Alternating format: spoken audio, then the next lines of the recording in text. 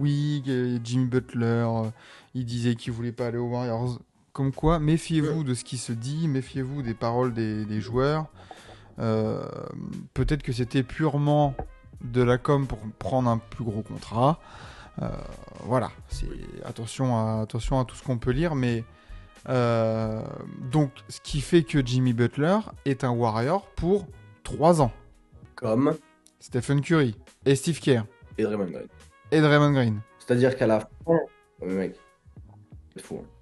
À la Voilà. fin du contrat de Stephen Curry, Mm. donc quand il aura 38 ans, Ouais.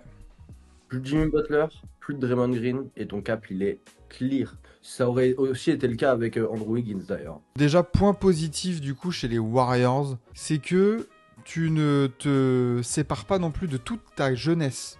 Bah non. C'était un peu le doute. Enfin, les deux choix, c'était ou bah, Draymond Green, Wiggins et tout, tu se barres, ou voilà, tu te débarrasses de tous tes jeunes.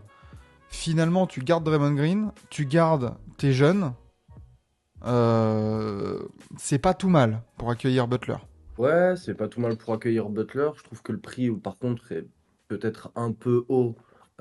Évidemment, 60 millions. Enfin, on est sur quasiment le même contrat que Stephen Curry. C'est Ah, massif. ouais. C'est le double du contrat d'Andrew Wiggins. Donc, pour le refourguer derrière, comme certains autres petits tests, bah, ça va être plus compliqué.